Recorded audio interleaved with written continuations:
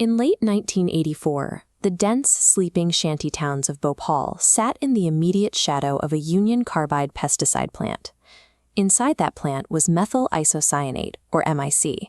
It is a highly volatile, toxic chemical intermediate used to manufacture pesticides, and it requires strict physical storage conditions to remain stable. But the Bhopal facility was operating at a loss. To cut costs, management implemented severe workforce reductions. In the MIC unit alone, the number of active operators was slashed from 12 down to 6. Basic safety protocols eroded along with the staffing. The plant relied entirely on English-language safety manuals, despite employing a local workforce of predominantly non-English speakers. By stripping away personnel and maintenance budgets, the facility ceased to function as a safe manufacturing environment. It was now a compromised vessel for a highly reactive chemical. The primary safeguard for liquid MIC is an active refrigeration unit. The chemical must be kept near 0 degrees Celsius to prevent self-polymerization and runaway thermal reactions. Months before December, plant management deliberately shut off this refrigeration unit and drained its freon. This was done purely to save on electricity costs. This cross-section diagram of tank E610 illustrates the critical danger present on the night of December 2nd. The tank was illegally overfilled with 42 metric tons of liquid MIC, well past its 50% safe capacity threshold, and lacked its required nitrogen gas pressurization. The cooling jacket surrounding it was completely empty. During routine pipeline maintenance, water inadvertently entered this unrefrigerated tank. When water mixes with MIC, it triggers a violent exothermic, or heat-releasing, chemical reaction. Without active refrigeration to absorb the energy, the internal temperature spiked past MIC's low boiling point of 39 degrees Celsius. The liquid rapidly vaporized into an expanding gas, redlining the pressure gauges, cracking the outer concrete casing, and forcing open the emergency pressure safety valve at the top of the system. The physical chain reaction that breached the tank from the inside out was the direct result of years of calculated financial decisions. At 1 a.m., the rupture disk gave way. 30 metric tons of highly pressurized, toxic MIC gas vented into the cool night air.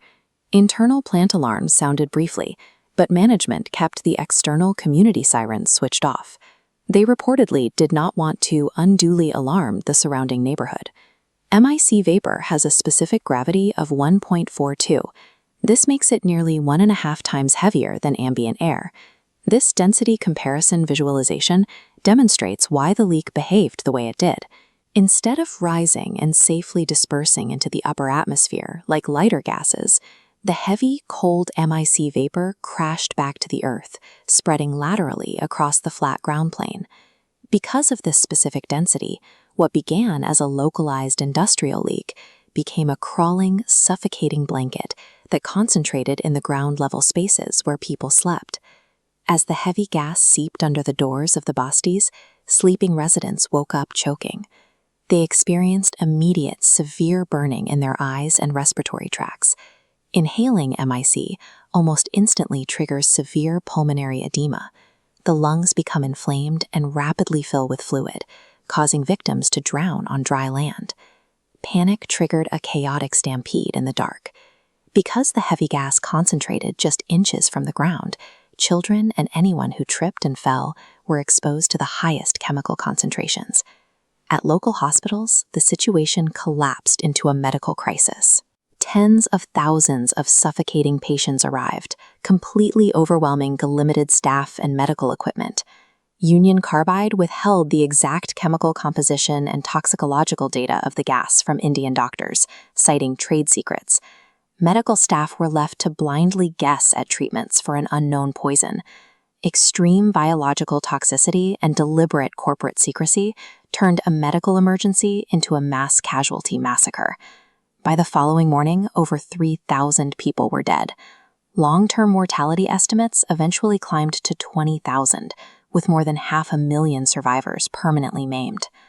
Union Carbide immediately floated unfounded theories of worker sabotage and a so-called water-washing defense. These tactics were deployed to dodge legal liability and prevent the extradition of executives to India. In the United States, this crisis resulted in the Emergency Planning and Community Right to Know Act, protecting American residents from similar chemical hazards. While the disaster prompted global safety reform, the survivors in Bhopal were left behind, denied equivalent protections, compensation, or justice. Today, the Bhopal plant remains largely as it was.